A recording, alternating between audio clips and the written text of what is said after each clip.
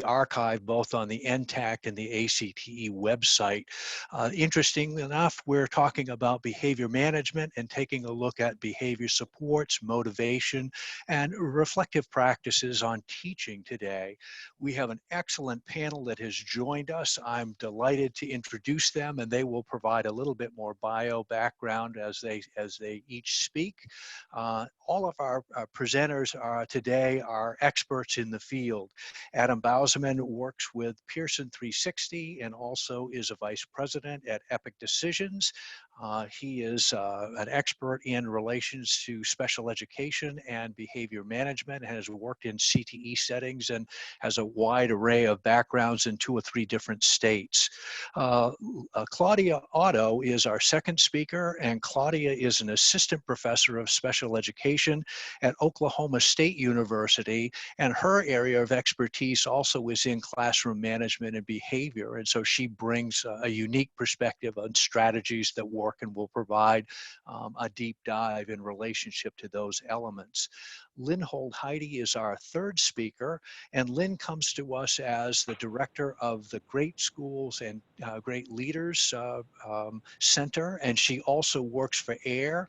Lynn has an excellent background in working in the state of Indiana in special education, has background in her graduate work from Illinois, and has worked for AIR and does a variety of things, and currently is residing in Tennessee, as I understand it. And from there, our fourth and final speaker is Jamie Lupia. Jamie is a colleague of mine here at Penn State University. He works for the Personnel Professional Development Center, which is a center specifically funded by the Pennsylvania Department of Education, run here at Penn State for the central region of Pennsylvania to support CTE teachers and CTE leaders. Jamie is the academic advisor for the Personnel Professional Development Center. So he's working with undergraduate, graduate, and in some cases, some interactions with doctoral students here at Penn State. He also is a chef, an executive chef, and comes to us with a background of culinary arts, teaching experience in career and technical education. So he is kind of our resident expert go-to from the CTE side. I also just want to hit a highlight, and I want to come back and revisit the webinar number 3, because what we're talking about today in classroom management has a direct relationship to what we talked about in our webinar number 3 last month. We looked at universal design for learning, which is providing equal opportunity and equal access for students in educational settings, including CTE. And we also talked about differentiated instruction, being able to tease out the instructional nuances for both the teacher and the student in making that perfect fit in relationship to teaching and learning. So if you didn't or weren't involved in webinar number 3, that is archived, and we had some great speakers from CAST and a large school district that's a UDL school district in Columbus, Indiana, and others that talked with us in that last webinar. So without further ado, I want to go to the next slide and just talk a little bit about agenda. The agenda is straightforward. Deanna spent time with the ground rules. If you have a question, please type that in. And if you have difficulty with the technology, obviously you need to work with our NTACT staff as well. This afternoon, we will be talking about classroom management supports and reflective teaching. Adam will cover that waterfront. We'll be talking about the importance of classroom management as far as effective teaching and classroom climate. And again, what we'll have is Claudia covering that waterfront. Lynn will talk with us about perspective practices and taking a look at high leveraging practices and tying that all together with great teaching from her perspective and from the world of research. And then we have literally some perspective that comes from the field, and then what does this all mean, pulling this all together. And Jamie will cover the waterfront there as well as Lynn.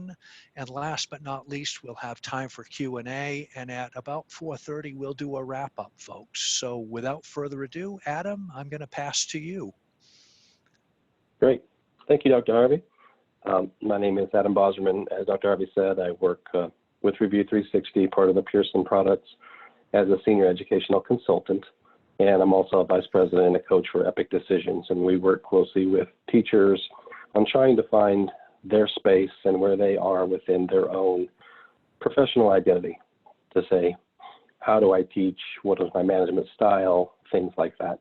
And so really, we're just trying to make sure, and it ties in directly what we'll talk about today, is understanding how do we manage the classroom?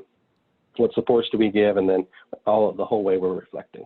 So we can go to the next slide. I know it's a little bit about me. Dr. Harvey touched on a little bit. I did work for about 20 years directly in education. I taught general ed, special ed. I taught gifted and talented, and I taught at every level, elementary, middle, high school, and I was an instructor at Ball State University. It's fun to see Lynn on here with us because I kind of took over a project that Lynn had been working on in Indiana and kind of worked with them, postgraduate stuff.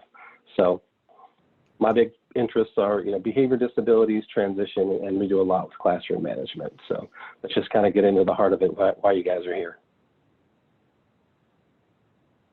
So really looking at the background of classroom management, behavioral supports, and reflective teaching, we really need to know our own management style.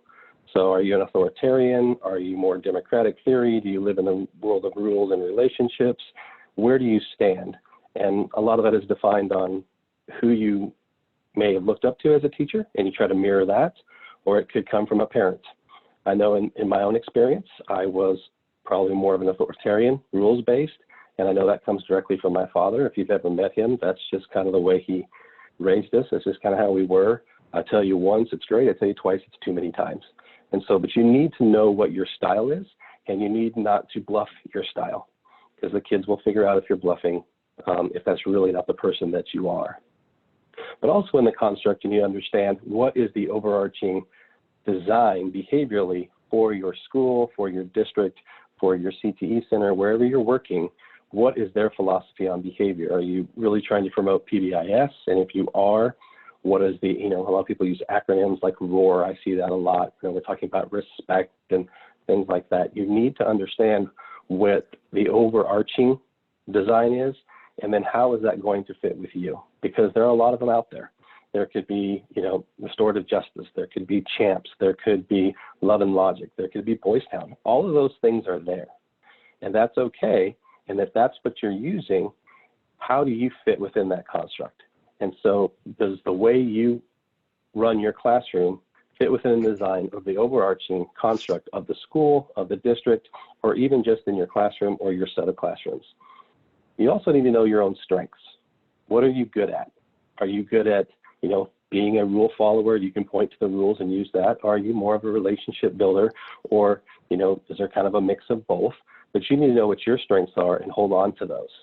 But on the flip side, we also need to know our areas of improvement. How do I do things? How do I intervene? What we like to call social interchange. When you're going to talk with a student, how do you talk with them? Do you know the background of the student and how I should talk with them? And so all of those things are quite important when you're working on trying to develop what your style is going to be, but also within the construct of the student population in which you have in your classroom or what they represent. And also be looking at reflective practices. You're constantly going back and checking and checking and checking. Is this working? Why isn't it working? This is working really well, and stay maybe in that mode if it's working really well for you. But what you'll find is it will change and it will morph. And as you work even through within a school year, it may develop a little bit differently. So we can head to the next slide. So think about your design. Are you rules? So you use rules and you use expectations to guide everything for your management. If somebody does something, you refer back to the rule. If they do something else, you may refer them to the expectation that they have or that you have for them within your construct of your classroom. So you're really falling back onto that rules-driven approach. Or there's others that may say, I try to develop a relationship with a student, but I build relationships to know about them, to know what drives them, what will work for them, how I can get them to do the things I want them to do, but in the manner in which I want them to do it for themselves. Most people will say I have overlapping, and I agree. There will be overlapping, but a way to think about this is if you're ever in a time of crisis, or there's something, a big behavior happening, which one will you fall to? Will you fall to the rule, or will you fall to the relationship? Other things that we talk about, excuse me, are setting, structure, motivation, interchange, engagement, and excitement. These big, giant constructs within just one classroom. How do you design your physical classroom? You have to know what you have. What are some of the limitations of the physical, four walls that you're working with? Or are your tables, you have the right set of tables, the right set of chairs? The structure is, how are you going to design process and procedure? How do they come in? How do they move throughout the classroom? Because in a lot of these classrooms, there's lots of movement. We're looking at safety, and we're looking at making sure that everything is in the right place and kids know where they need to be and what they're doing when they're there. There's probably a lot of stations happening. When you're at this station, do we have a process how to get there, what we're doing, and how to leave? Motivation. One of the hardest things to do as a teacher, how to get kids to learn, kids to work for you, kids to just perform in your classroom. So that really bounces back to the relationships and listening to what the kids talk about and what they like, and you're using those in your classrooms. No matter what classroom you're in, whatever design it is, you can always find something that a kid likes and tie it into something that you're doing. Interchange is the word I use, is how do you interact and talk with your students? Do you use the same lingo that they use? Do they understand the verbiage that you use? Are you talking at too high of a level for them? Are you talking at too low of a level for them? You need to meet them in the middle so then they understand when you are engaging with them that you want to interact in a way that is appropriate for them and they interact in a way that's appropriate for you. Engagement, how do you get kids day in and day out to be involved in the daily activities? Relies some on the motivation, but sometimes motivation is for them to do it. Engagement is what you're providing them. How are you going to hook them in, get them involved, and be a big part of what you're talking about? Because we all know that if we're having a good time and we're probably learning more, we're understanding more, and the engagement goes way up. We show that learning goes way up. And the last one is excitement, and that's what really boils down to you, is how much excitement do you bring to the table? That you want to know if the kids want to be excited there, they'll want to be excited there if you're excited to be there. Okay, a lot of that is going to fall on you. Think about your school-wide approaches. The PBIS, as I referenced a little bit before, roar, respect, ownership, appreciate, responsibility. You're tying all of those larger constructs into your own design. We're going to be respectful in here. We're going to have ownership of our own behaviors and what we're doing. We're going to appreciate whatever the other people are doing, especially in the environments in the CTE that you're talking about. We're doing stuff, we're building something. There could be something at the end that you can show. We need to appreciate every person that did something along the way. And then we got to be responsible for what we're doing. MTSS, or TI for behavior, the multi-system tiered systems of support or response to intervention. You have to know where you fall in those constructs and understand that there's going to be a lot of varying abilities inside of that room, and we have to work to accommodate and work with those students that are there with us, because a lot of them are going to be right there and wanting to do it, to set the expectation that they're going to be able to do it with you. So the question I have at the bottom is, do you really know your strengths and your areas of improvement, and just really tap into those things? So we can go to the next slide. And then just think about reflective practices. This is a constant and consistent assessment of yourself. How am I managing things? Make sure, do you think about how many classroom incidents have you had? And why did you have them? What led up to those things? Because they've been thwarted before they ever got there. Does it have to deal with my setting? Was it a process issue? How many office referrals have you written? And why are you writing those? Your management style needs to be consistent every single day. They need to know that if you're going to tell one student they can't do that on Monday, then you would tell a different student or the same student on Friday that they can't do that. So they need to be sure of what those expectations are and need to revisit those consistently and constantly, not just in the first week, not just in the first month. You want to talk about those all the time so they know they're there. Think about what's working and what's not working. Maybe you have to adapt your style a little bit. You will find that, kids change and more. If I never understood that what happened at Christmas, everything was going great, and then after Christmas, who knows that what you were doing doesn't work at all. So think about those, last week, students change, has your style been consistent? It's really reflecting on what you're doing, because we know the kids are going to change and they're going to morph throughout the year. Some may go up, some may go down behaviorally, but you really need to look back at yourself. And just think about this. General practices don't always work for everybody. Global praise, global correction. Think about statements like this. I learned this the hard way. You say great job to a class, but that can be very misleading. At the end of the class, 4 or 5 kids weren't really doing what you wanted them to do. But you say, great job to everybody. You just reinforce them doing a behavior they shouldn't. And the same thing about being quiet and get to work. All the kids who are already doing that are not understanding why you keep saying that when they are the ones doing it. So be specific. Adam, please get to work. Adam, great job. You know, Lynn, way to go. Claudia, great. Be very specific in your praise. So I'm going to pass this on to Penny, Cantley, Kali. Good luck. Thank you. Hi, everyone. My name is Penny Cantley. I am an assistant professor of special education here at Oklahoma State University. Before I came here, I was a special education teacher for elementary school and then moved into the high school where I worked a lot with some CTE teachers for my special education students. My area of interest for research and teaching is transition into adulthood for students with disabilities. So go on to the next slide, please. The main emphasis today, what I'm talking about, is the overall importance of classroom management. And in order to address that, we're going to just speak briefly about effective teaching, focus primarily on behavior management, and then talk briefly about classroom climate to kind of bring it all together. And so the reasons classroom management is so important is because when you're an effective classroom manager, you help establish an environment where your students become, they achieve more. So you create this really effective environment for students to learn in, which helps minimize student misbehavior because they're engaged in learning, which in turn decreases your stress as a teacher and increases your job satisfaction. So it's a win-win for everyone. And just a little sidebar over to the side, you'll see a quote. It is a little old, but it's one of my favorite quotes when we're talking about classroom management because it really does emphasize the fact that classroom management takes some work, it takes some time and some thought. It's not just something you show up and do randomly. And I think that's really important for teachers to understand. Okay, next slide, please. Effective teaching. For the purpose of today's discussion, I'm not going to go into detail about effective teaching, but I want to go over these 5 points you see on your screen as well as some resources that are really helpful for you. So effective teaching includes things like having positive expectations for all of your students, using and implementing an effective classroom management plan, planning and instruction and assessment in your classroom, and also using evidence-based strategies when you're teaching in your classroom, and your collaboration with colleagues. So all of these things combined really have a significant impact on how well your students do in your classroom. Next slide, please. Okay, so here are some important resources and considerations for effective teaching.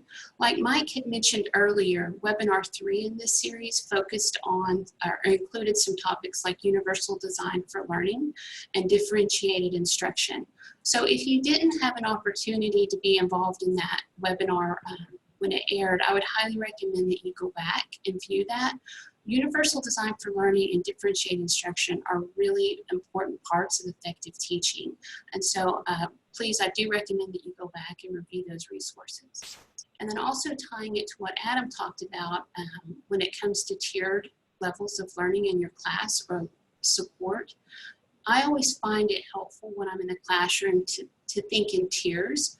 So for example, that first tier, you're implementing effective teaching for all of your students, but understanding as a teacher that maybe 85% of your students will be successful at that tier 1, and the other 15% will move into that tier 2, which means you as a teacher need to provide further instruction. And maybe it's more for academics, but maybe it's geared more towards behavior. But understanding that for some students, you're going to need to come back and offer some more support and instruction. So those are really important considerations for effective teaching. The resources I would really like for everyone to really consider using beyond these webinars is the website called High Quality CTE Tools. That was mentioned in the 3rd webinar. If you go to that website, there will be an icon you see that says Engaging Instruction. And if you click on that icon, it takes you to some really good tools to use for your instruction. And a little further down on that website, you'll see micro webinars.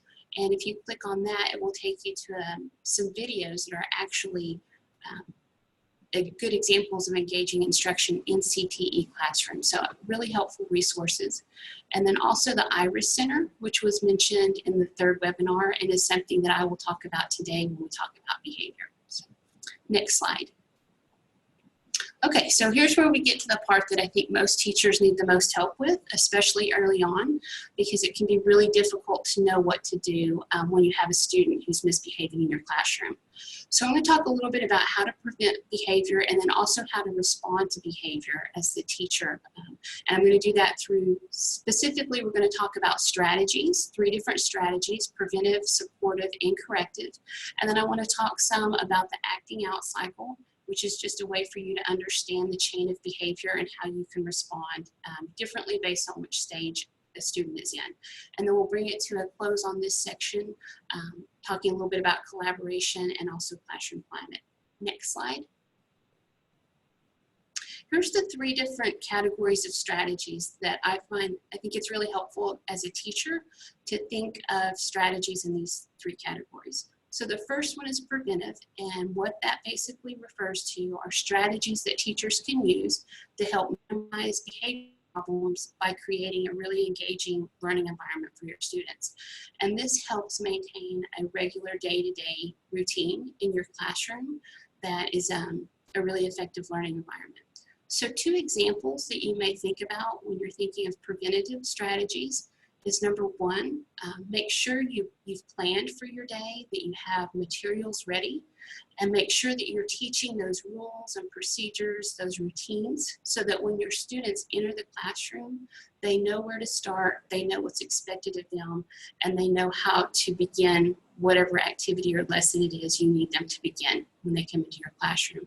So again, kind of taking it back to what Adam talked about, the importance of developing rules and having those things well established in your classroom. Another example is the term withitness, and that just refers to a teacher's awareness of what's happening in the classroom, and then also a timely response when you see things in the classroom that need attention.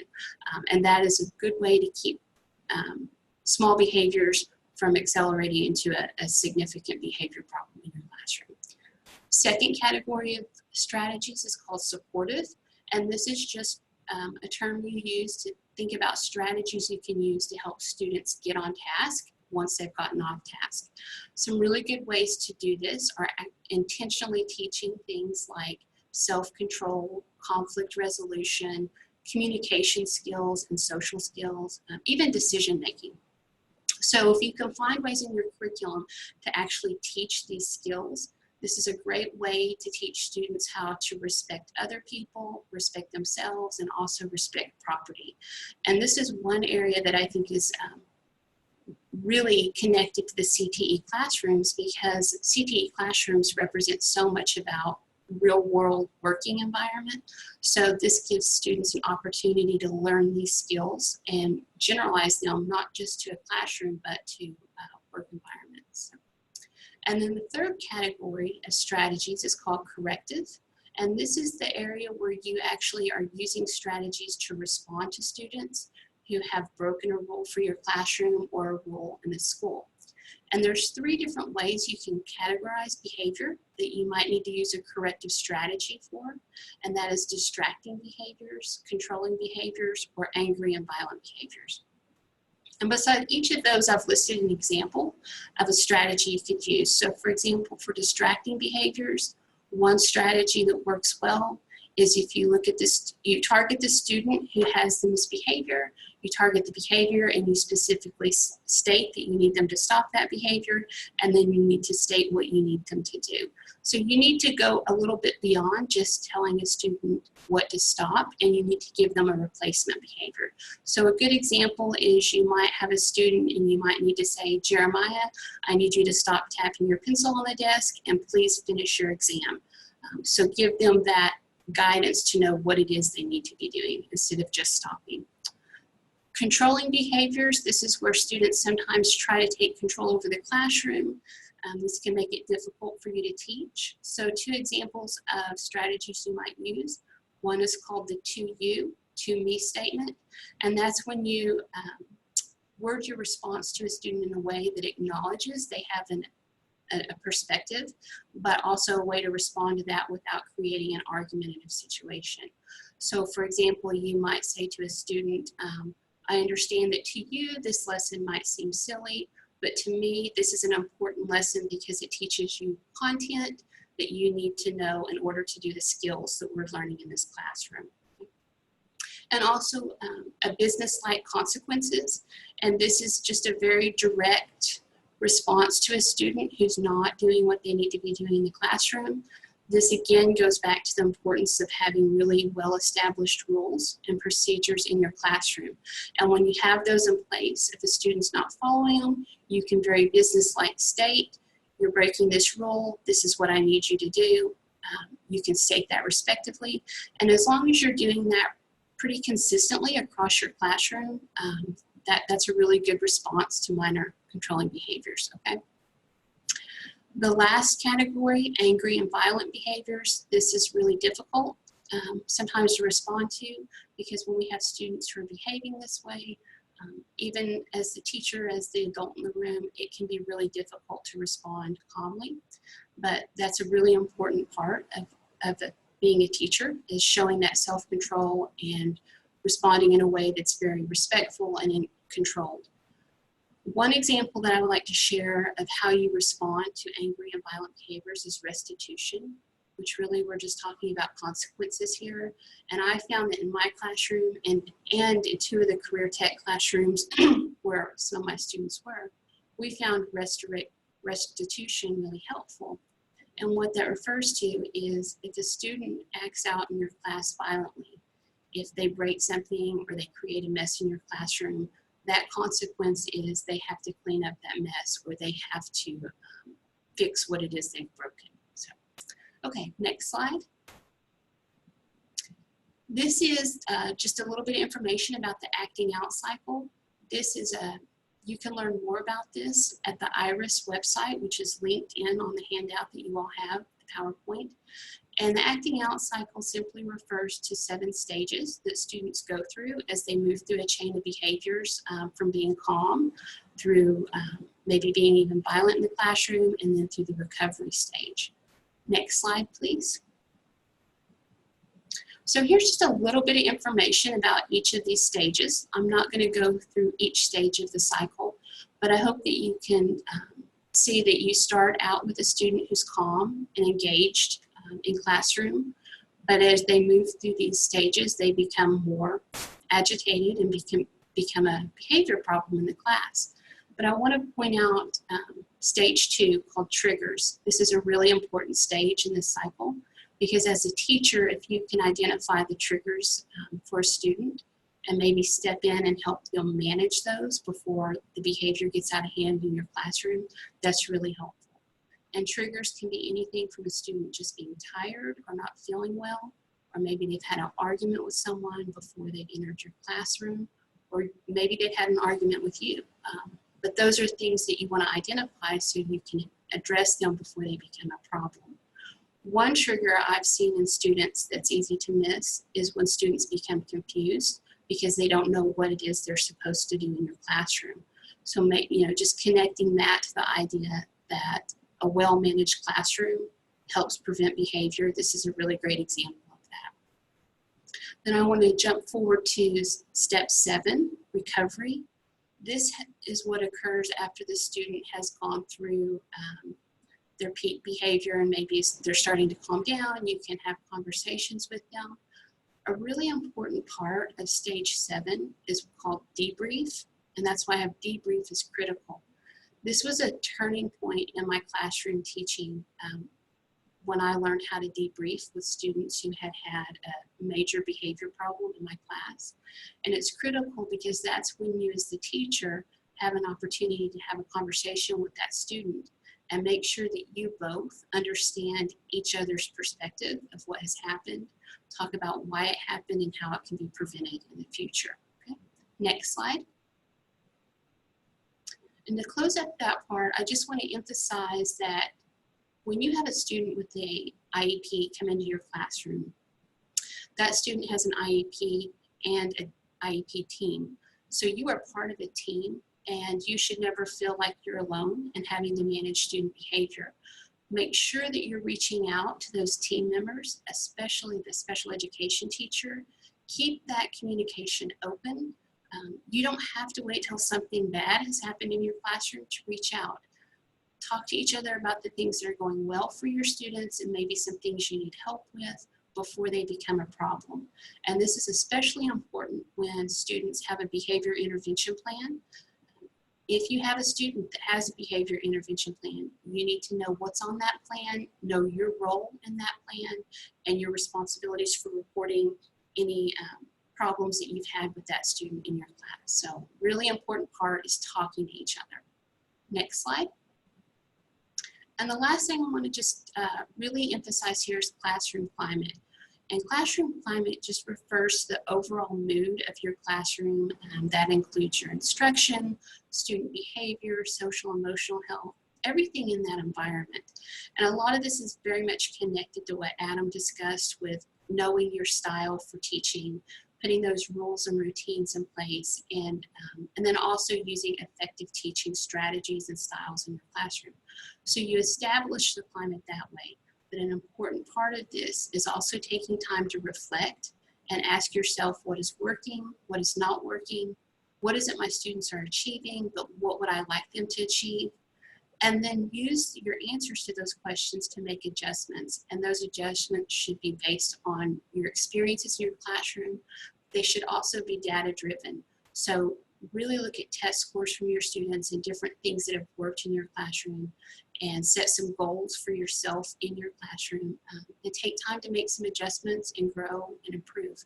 So that's a really important part of effective teaching and managing your classroom, and keeping those things updated as the needs of your students change. So thank you. And with that, I'm going to turn it over to Lynn. Thanks, Penny. Thank you all for joining today. I really appreciate you taking time out of your busy days to be part of this. As Mike said at the beginning, I work on both the Center on Great Teachers and Leaders, and I also work on the Cedar Center. These are both Office of Special Education programs funded centers. And for the past 7 years, we've worked on really addressing teacher and leader quality issues. And not unlike special ed, CTE teachers are often an afterthought or overlooked in policy and practice decisions. So as part of the centers, we started to focus on the way in which CTE teachers are prepared and supported in classrooms, most particularly looking at the way in which CTE teachers are prepared and supported to support students with disabilities, which what we found in our research is very sporadic, if it happens at all. Especially since most CTE teachers come through an alternative certification route, it often means that they've not had the opportunity to be taught and coached in how to support students with disabilities, and most importantly, with the behavior management stuff that both Penny and Adam talked about. Next slide. Recognizing in this context that general education teachers also struggle within serving students with disabilities in their classrooms, we set out as part of both of these centers to identify what we call high leverage practices. These are practices that are fundamental to effective teaching. They're used frequently. They cut across instructional content. They apply to all grade levels, all different types of learners. And when used with good quality content instruction, can improve student outcomes. And you'll see that there's 22, and they're broken up into 4 different broad domain areas that you see here on the screen. I'm not going to go through all of them, but just pulled out ones that are specific to classroom and behavior management. I bring these up because these are often practices that are more palatable and easy to understand for a teacher that's a novice teacher coming in. And when I think about CTE and in some cases not having as much preparation, I think these are practices that can be learned, be taught, and again, can be used across all instructional context and content. So very applicable for CTE teachers. Oftentimes people ask, aren't these just good teaching practices? And really they are, but what we're finding is that they're not always implemented in classrooms. And we really wanted to start emphasizing this because we recognize that special education doesn't work if core instruction is not of high quality. And we really need to strengthen instruction in order for all teachers to be successful with all kinds of learners. And I should also note that these are practices that are successful practices to help all student learning, not just students with disabilities. Next slide. One of the HLPs is on social and emotional and behavioral learning. And this stuff is very duplicative of what you heard before, which I think emphasizes the importance of some of these strategies. One is a consistent, organized, and respectful learning environment.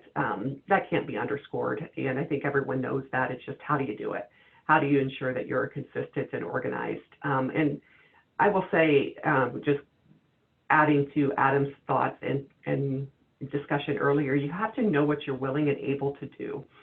You always hear use, only 5 rules or a few rules, because you have to be able to consistently implement that, especially for students with disabilities, because otherwise you're not going to be consistent, and that kind of mixed messages really hinders students with disabilities in their ability to manage their own behavior. Positive and constructive feedback. Adam mentioned this, Penny mentioned this. This is not a surprise, but it is about the deliberateness and the intentionality of the positive and constructive feedback. Students with disabilities often need positive reinforcement, but it has to be specific. It has to be constructive feedback, just not saying, you're creating a disruption in our classroom. You need to be very specific about that. What are they doing, and what are you hoping for them to do differently? And if they are doing something right, obviously be positively reinforcing that behavior. So it is about the intentionality and the intensity of the way in which you use that practice. And then, of course, teaching social behaviors. We sometimes assume that those behaviors are just known. And yes, we can model those behaviors. Yes, we can teach it. But how are we helping the students apply what they're learning and really know how and when to implement or use those social behaviors? So that's critically important in all contexts, at all grade levels. Next slide. One of the HLPs is around establishing consistent, organized, and respectful learning environments. And you know that there's some overlap with what you've heard already. The thing I'm going to just bring up here is the video series that you see on the screen here. There is a link to it. It's called highleveragepractices.org. And we set out to break down the components of what does this practice look like, so it didn't seem to be so novel or unfamiliar to people. We wanted to break it down and say, okay, how do I do this? And we have videos of teachers at different grade levels, some in special education, some in general education, some at high school level, some at elementary school level, and some in math, some in science. We try to get a wide variety of examples of how teachers implement this practice. And these videos are free. At the beginning of the video, it goes through what's the research and what are the components that make this practice work, and then gives some real life examples of teachers who are implementing those practices in the classroom. So we really wanted to break it down, making it very palatable to novice teachers that they could implement. Again, classroom rules are taught and reinforced. There is a way that you're looking at how you're acknowledging appropriate behavior. The frequency, again, is important. As Penny mentioned before, being very specific about it. And then optimize instructional time, and I'll talk about that here in the next slide. But I do want to emphasize going back to the UDL and the differentiated instruction, because we know that there's such a link between academic ability and frustration in how students learn and behavior. So it's critically important to really think through, how can I break down this content and teach it in a way that students with disabilities can learn and not get frustrated. Next slide. Positive and constructive feedback. I'm not going to go on and on about this one, other than to just, again, recognize the video. And this sounds so, well, why wouldn't anybody just do this? And again, it's about the intentionality of its use. If you have a student that's on a behavior plan, like Penny mentioned before, there's probably very specific feedback mechanisms to use for students to encourage behavior or de-escalate the behavior. And those, you have to be very specific about it. It can't just be good job, Lynn. It has to be, I really like the way that you worked with your partner to do this. If that will reinforce the kind of behaviors you're looking for. And again, there's a video series for this. These videos are about 12 to 14 minutes long. goes through the research, and then again has several different video clips that show what this practice looks like. Next slide. Active student engagement. This is, I think, a benefit that CTE teachers often have because of the nature of the courses that you teach. And I think that's why CTE is so successful in supporting the learning of students with disabilities. But you do need to look at how do you actively engage the students? What is your relationship with the students, with I think Penny and Adam both mentioned, but then also thinking through what are some variety of strategies to ensure student engagement. We can't just assume that when we say, go work with a partner over there on this task, maybe they're fixing a motor, I don't know. And we can't assume that students with disabilities know how to collaborate and partner with somebody. So sometimes you do have to explicitly teach that skill. And again, monitor for engagement and provide that ongoing feedback so that they know that they're doing it the right way. Next slide. And lastly, the collaboration piece. Can't emphasize that enough. Oftentimes CTE and academic content teachers and special ed teachers, there's not always it's maybe a siloed approach. There's not always a culture of collaboration. And I think you've heard us all say, collaborate. Work with your special education teachers, your general education teachers, your administrators, to really think through what can be what can work in these classrooms. If you're experiencing struggles, these are teachers, special education teachers most particularly, who know strategies and can come in and support you. So do spend some time thinking through collaboration. Now, it all sounds good and well, but when do you have time to collaborate? And that's the next slide that I wanted to go through. There is a critical role that leaders play in ensuring that we have a collaborative environment. You can't just say, go collaborate when you don't have time built into the school day or into your schedule. It's not reinforced, and maybe you're in a totally different building. So it has to be purposely scheduled that you have an opportunity to work with teachers, to review the data, to overview what the expectations are, the instructional approaches that could be used when you're having issues, come together and figure out, how do we ensure across environments we're reinforcing the kind of behaviors we want to see. It's critically important. And then your role, of course, in the next slide, is to be clear about expectations. Again, teach the behaviors, use common routines, and evaluate effectiveness. That, again, is, I think you've heard reiterated in all three of our presentations, sounds easy, harder to do. And I think coming back to what Adam said, you have to know what you're able to do and what your strengths are and what you can carry out. Because the worst thing that can happen, and I think we all know this, is that if you're sending mixed messages about what your expectations are, you're going to get mixed results. And being very clear and intentional about those, and then knowing that you need to teach them. Don't just assume that students that come into your classrooms know how to behave or what you're expecting in your context. Teach them that. This is how we're going to do this, and not just saying it, modeling it, reinforcing it over and over again, and then you would likely have more success with your classroom management.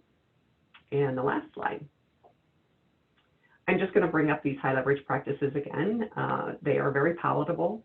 There are things that I think CTE teachers would really benefit in having in their toolbox in teaching students. And what I think you'll find is, yeah, these are good teaching, but you'll also find that thinking through when to use them, how to use them is important. I've talked a lot about the explicitness of your expectations. There's one on explicit instruction. How do I make sure that I'm very explicit, that I model what I'm expecting? Those are things that seem secondhand, but I can tell you by watching classroom teachers, it's hard to do, and it takes some practice, some coaching and feedback. That we do have resources that help leaders come in and help teachers in doing this, because it's not as easy as it sounds when you've got a group of 30 students and you have some that aren't learning or you're struggling to learn. These are, I believe, very good practices that can be easily picked up. The videos are free. They can be used for professional learning. So if you're one of the leaders of a CTE program and you want to do some professional development with your teachers, I would highly recommend that you use these. They're pretty much everything, not everything that you need to know, but it does break down these into components, shows you what the research is, and then again, you can get a look at what real teachers look like implementing these practices. Thank you.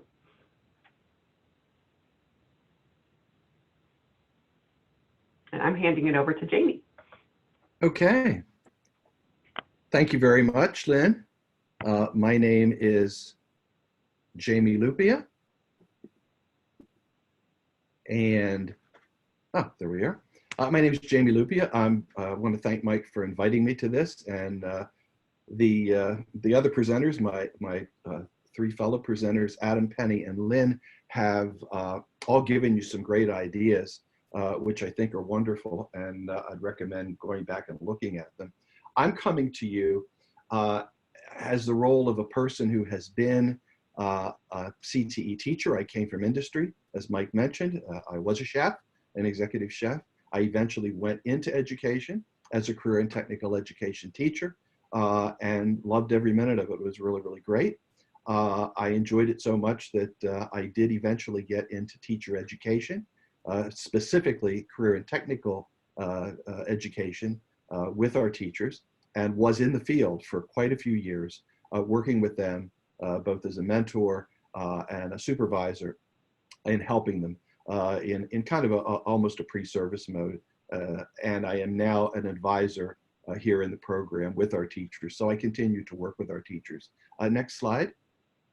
I'm really going to go through these fairly quickly. I don't have a lot of words for you as far as on the screen, but if I'm talking to you who are CTE teachers, you'll know immediately what I'm talking about. I want to talk a little bit about transition. Next slide, please. Those of you who are CTE teachers know that you have made a transition, no matter when that was, whether you're a new CTE teacher or you've been teaching for 5, 10, 15, even 20 years. You went from that of a craftsperson, of a technician, of someone who was in your field and was doing a good job, and moved into education. And for many CTE teachers, that is a big step. It's a big move. And many times there's things they're not sure of as they go along. Next slide.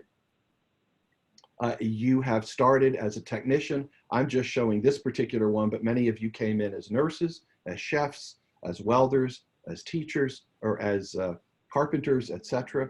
And next slide. You are now moving into the world, and have moved into the world, of where you need to teach a number of people, young people in particular. And as anybody who has moved into education knows, certainly, teaching someone to do something and actually, doing it yourself and then teaching it can be really, really hard. Lynn talked about that as far as organization and as far as teachers, technicians, people coming in and becoming teachers, and the help that they need to do that. Our program does that. We do a lot of work with our teachers because they know they're making that big transition into education, and that's really, really important because you're leaving industry and you're coming into that. Next slide, please. As you can see, teachers who come in, any teacher, whether they're on the academic side, special ed side, or a CTE side, have a lot on their plate. For the CTE teacher, it can be daunting. It can be overwhelming because we're talking today about classroom management, but we also have all these other things like lesson planning and assessment, certainly safety, especially in the career and tech area, depending on what you teach, things like professionalism and your own certification, getting experience, professional development. Next slide. And then on top of that, when we start talking about things like special populations, we have all the acronyms, we have all of the various areas that sometimes the CTE teacher is really not aware of and has not really had any experience with. And you now step into the classroom and you're expected to start to understand and start to learn that. That's why good education and good practices, as Adam, Penny, and Lynn have talked about, are really, really important. Understanding IEPs, how to deal with them, etc. It's interesting that we are talking about classroom management because as a person who works with teachers and continues to work with teachers, absolutely, positively, the number one issue that we are constantly asked about from our teachers, both new and experienced, is classroom management. You know, how do you manage the classroom? How do you manage behavior? How do you work with your students on those various areas? They understand their trade. You understand what you're teaching, but it's some of those other things that are really, really important. Next slide. Another transition I'd like to think about, I've talked about you as a teacher or any CTE teachers transitioning from the world of work into the world of education, but there's another transition that's moving along at the same pace and speed that you as a teacher are. Next slide, please. And that transition is your students, the young people who are coming to you, who are transitioning from student to adult. Next slide. You know, many teachers, when they're in the elementary grades or in the middle school grades, they're dealing with younger people. They're dealing with complete different situations. Next slide. But you as a CTE teacher are definitely dealing with younger adults. We're dealing with students who are older, certainly. They're young people, but they're transitioning. They are generally anywhere from 9, 10, depending on if it's a senior-only program, for example, that some schools have. They are moving into the world of work. They're going to be moving into the area that the CTE teacher has left, and that's where they're going back. They are young people who are looking for direction, are making their own transition, and they're also young people who have come from various special populations, in addition to special education, things like English language learners, and which I've worked with a lot, and also incarcerated youth, who I've also continued to work with. Next slide, please. Part of the mix of this also is the parent who's coming in and working, hopefully, you know, maybe you're working with them, and that's going to be part of your classroom management too, because it's a big equation. So you have these two sides of the equation. You have the teacher transitioning in, and you have the student transitioning out into the world of work. The more those two sides of the equation can work together, the better it's going to be for everyone. The happier you're going to be, and the more contented the student is going to be, because they're going to have a good fit and a good mix, and things are going to work real well. Next slide, please. I'm sure those of you who are CTE teachers have had areas where you've been educated in the law or talked about being educated in the law. That's an issue in classroom management, for example, and in behavior, that is something that's always talked about, but sometimes it can be confusing to the CTE teacher. It's not something they've had to deal with or used to. What I will mention to you, though, is that any of you who are coming from industry already have a background in something like this. I have seen CTE teachers almost become terrified when they get presentations on this, because they're afraid. They're told the IEP is a legal document, which it is. They're told, you know, various things as far as the law and things that they should be following. And it starts to make them a little timid and a little trepidatious. And they're thinking, I don't want to make a misstep. I don't want to do the wrong thing. And the thing that's very important is to understand that you, as the CTE teacher, have come from the world of work where you were governed by laws and regulations. One of the most simplest ones is OSHA.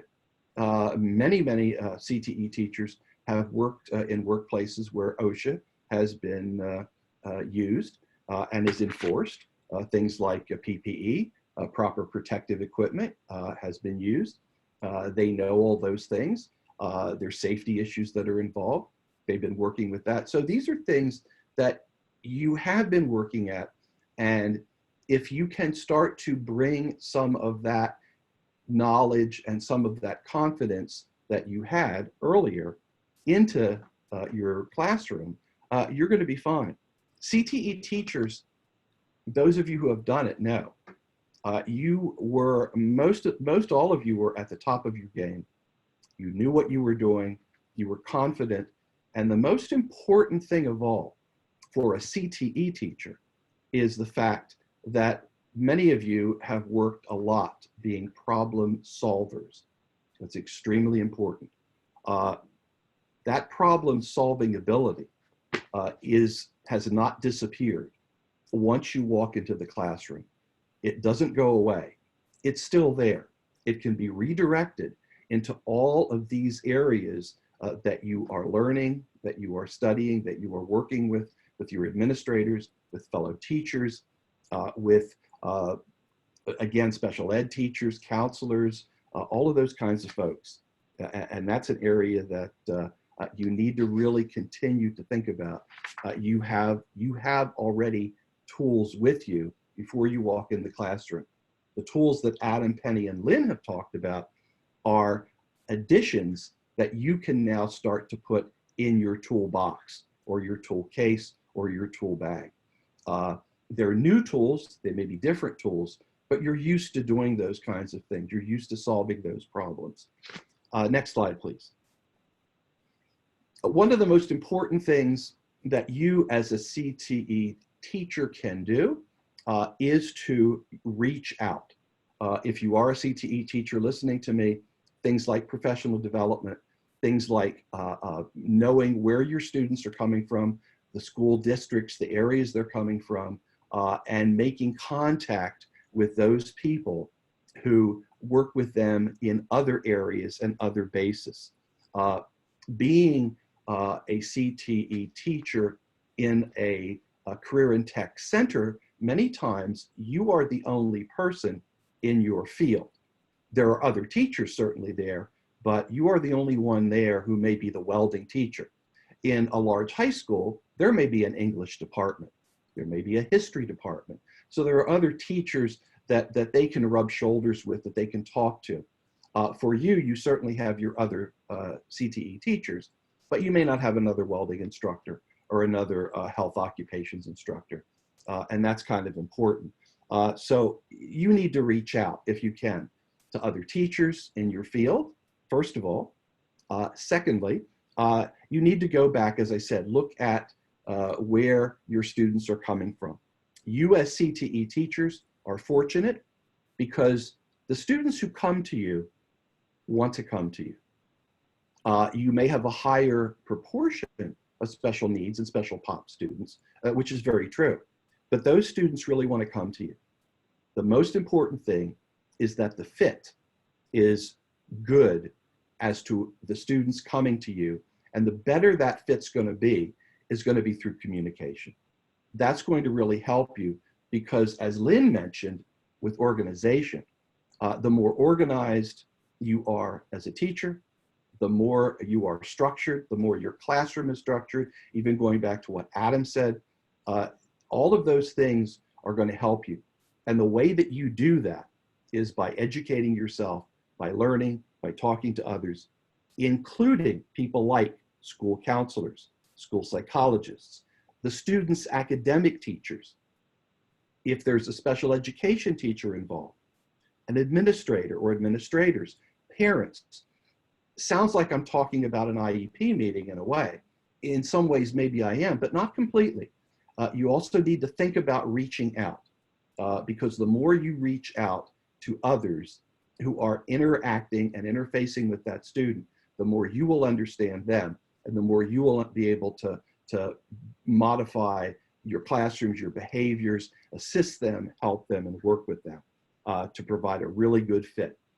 Because the better the fit is within your classroom with those students, the better they will respond to you, the better you will work with them, and it will really certainly help. Next slide, please.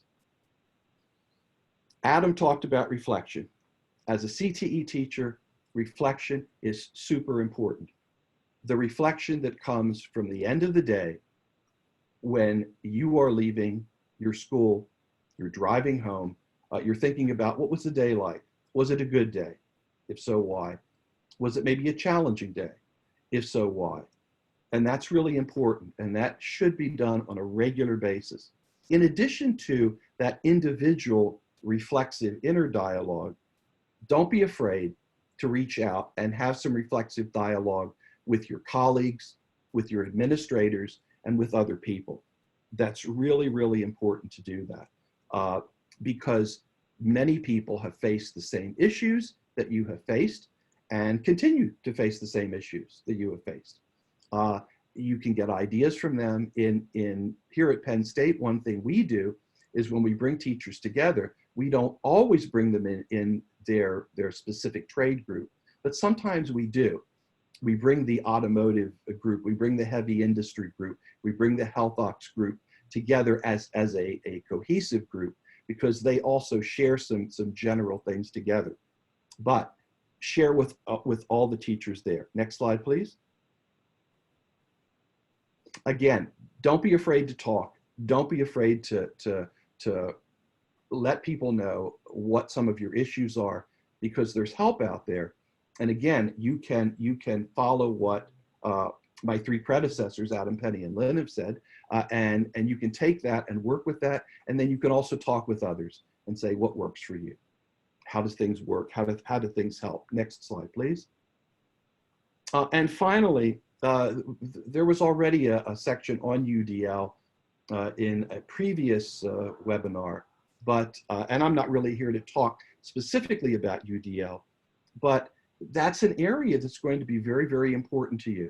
The more important, the more you understand and can use the principles and the ground rules of UDL in the other areas that, again, Adam, Penny, and Lynn talked about, the more your students are going to benefit from that, and the more you're going to benefit from that. You know, and any teacher education, anyone who's listening to me who's not a CTE teacher, CTE teacher education really needs to be founded in the principles of UDL. Next slide, please. Again, it's a simple thing to say, but it's true. One size does not fit all on any student when it comes to behavior. Often our teachers, when we start talking about behavior, want the magic bullet. They will say, you know, what should I do? And they want a universal. You know, we're talking about universal design on one hand, but they want to have this universal behavior operative that, you know, if student does A, I do B, and the result is C. And each situation is going to be different. Each situation is going to vary depending on you, the student, the situation, the school, the administrator. So many other things are going to be involved in that, the parents. So you have to keep an open mind and use these principles, but on the other hand, be flexible. You, as a CTE teacher, are a problem solver. You have been problem solver. Use that talent, which you already hold to yourself, and follow that. Use some of your instincts, given the information that we're trying to present to you and we've been presenting to you. Next slide, please. I just put this up here because to remind myself that even today, I still run across people that lock themselves into the traditional, I'm a kinesthetic learner, I'm a cognitive learner, I'm an affective learner. Here's another one that shows various styles of learning. Again, it's back to the one size does not fit all. You can't put people in a box because everybody has different degrees of things they learn and the way they learn and the style, and no one's 100% of anything. We ourselves are not, our students certainly are not. Next slide, please. The important thing is that we lower and we don't raise the barriers. Remember, be flexible. Be flexible in what you do. Be flexible in your work with your students, and be adaptive. That's really important. Next slide, please. This slide kind of encapsulates what I'd like to tell you, because you may have lots of different students from different backgrounds, and you may have that average group. There's really nobody who's average. Everybody who comes to you has their own uniqueness and their own speciality, and you need to take the principles that you learn in behavior modification, in classroom management, in learning styles, and any of those kinds of things, and eventually kind of create your own style, but then adapt that to your students. Final slide. Last slide. No, next slide, sorry. And that's all I'd like to leave you with. The final thing, I want to thank you. Back to Mike, I guess. Great. Jamie, thank you very much. I want to thank all of our speakers, Adam Bauserman and Penny Cannelly, and Lynn Holt-Heide and Jamie Lupia, for joining us in this webinar. We have some time, folks, about 15 or 20 minutes or so. We'd like to entertain any questions that you have and open this up to the audience to pose questions and move forward.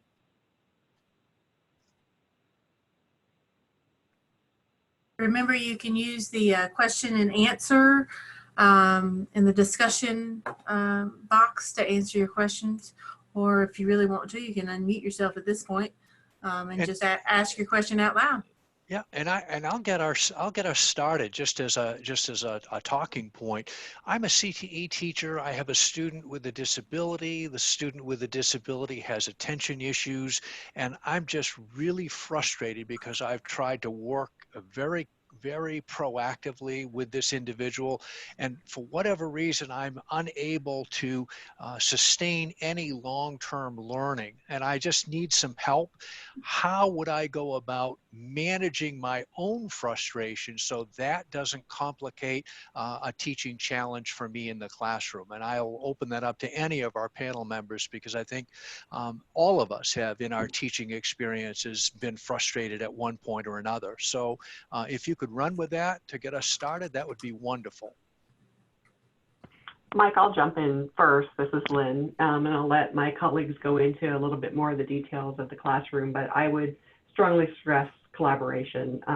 This student would not be the only classroom that the student would be in, and my suspicion is that other teachers are experiencing the same kind of frustration. So what have they done to be successful?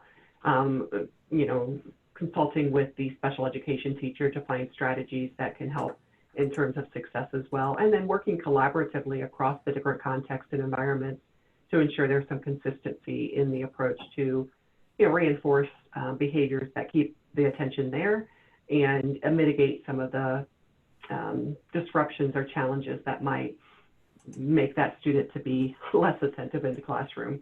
But I'll also shoot it over to my colleagues here to see if they want to go a little bit more deeper than that. I'll take a run at it. This is Adam. I would look at what those successes are. So you're seeing the success, you're measuring it, and finding what is making them successful, and stay on that path. And if you are experiencing some non-understanding for an extended period of time, again, referring back to what are the expectations for them to be, what are they trying to move towards, and are they making progress? So every little success is progress. So we build and we build and we build continually off that. We may have to repeat it 4 or 5 times in a row, 5 or 6 days in a row, but we're continuing to build that progress. So take those successes and move it. I can say when working from gifted and talented and going to, you know, special populations or moving into just the general class, that was really a struggle of seeing, you know, what's measuring success. I think Dr. Harvey mentions this your frustration. Take that equation out. Think about the frustration of the student and where they are. I'll pass it on to someone else. Yeah, I would just add something too, that knowing what the student's interests are and connecting that to what you're doing in your classroom, I think that always helps a lot. But I really also emphasizing what the others have said about just figuring out what those frustrations are and figuring out how to manage those and not let that impact what you're doing with the student. Progress is making small steps and slow steps, and it takes time. And sometimes our frustration comes from wanting to see results a lot quicker and a lot faster.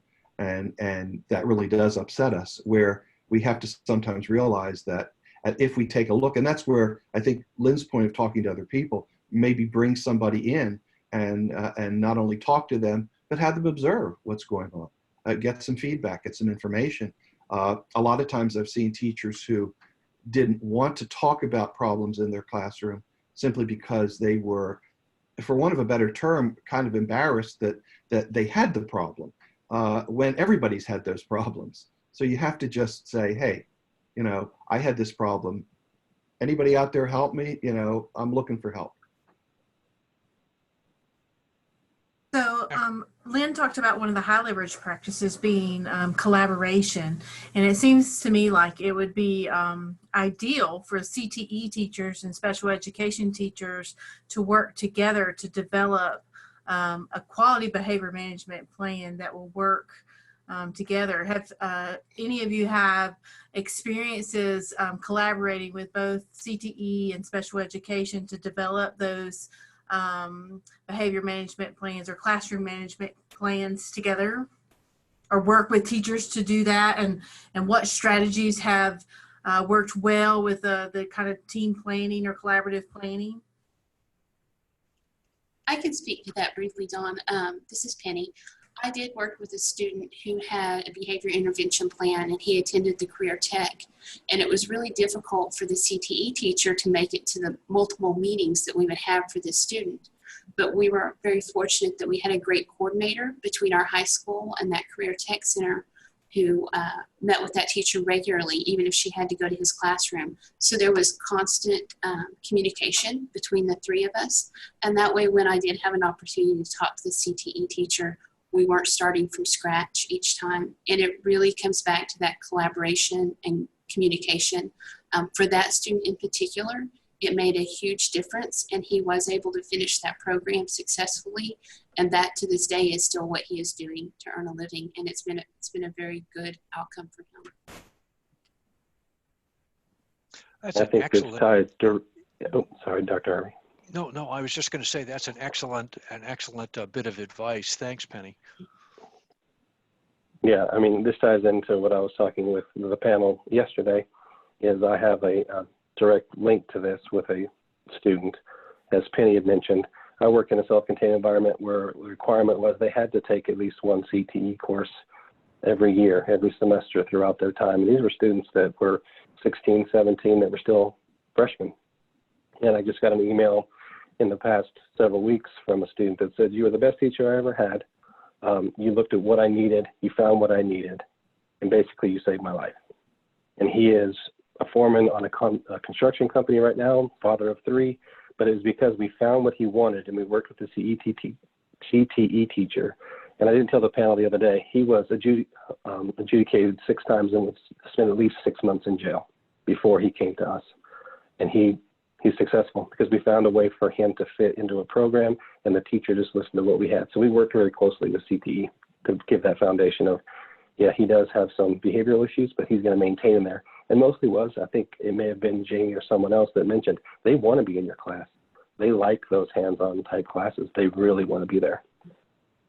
I think that's an important note, is that there's a lot of students that really want to be in these classes, and so and can be in these classes with the appropriate support. So collaboration and working with CTE and special ed together to put the right supports in place so that they can be successful is really important. And understanding what those supports are going to be and what they should be so that they can be successful, and that there's a good match. I think that's a really important point, Adam, and you make you've just illustrated that with those right supports and a good match, that students really can overcome the barriers and be successful. That is one of the things that we've talked about in other webinar series as well, finding that goodness of fit, because CTE is a very important part for any student, but particularly for students with disabilities, in helping them outline what is a transition goal that is one that will be fruitful for them. And then pathways, looking at CTE as program electives, program opportunities, and program options to fit into college and career readiness pathways that make sense for post-school outcomes and success in industry.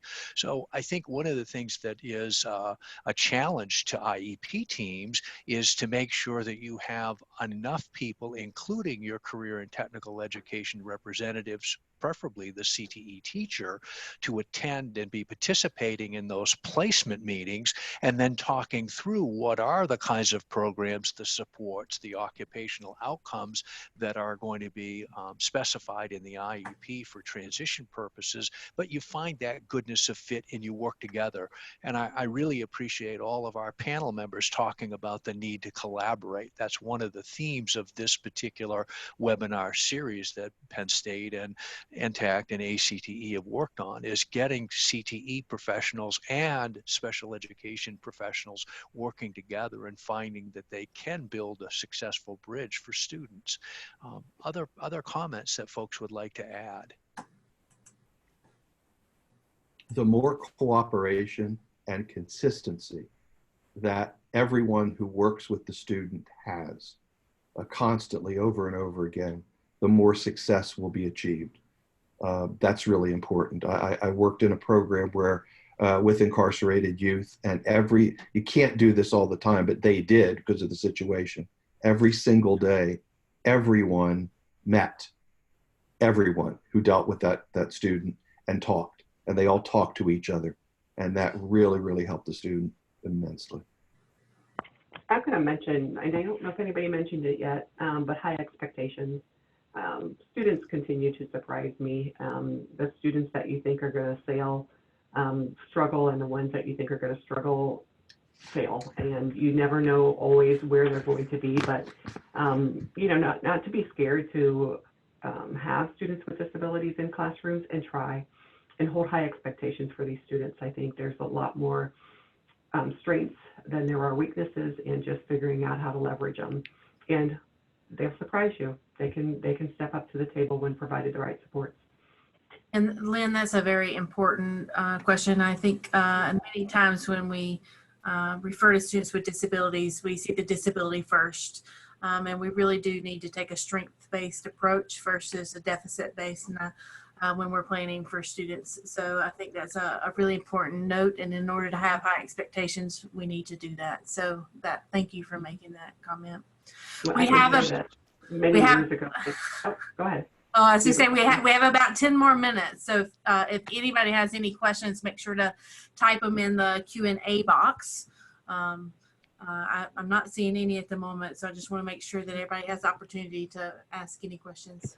Go ahead. I just want to cycle back to that first webinar series where we talked about actually what the IEP does, and the IEP looks at a student's strengths, preferences, interests, and moves those agendas forward.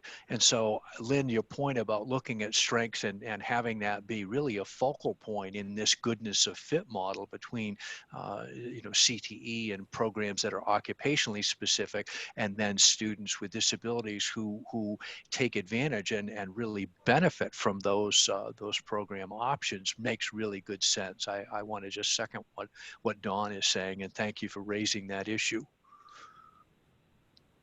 I'd like to reiterate what Jamie was saying about being a problem solver and the skill sets that you bring to the table.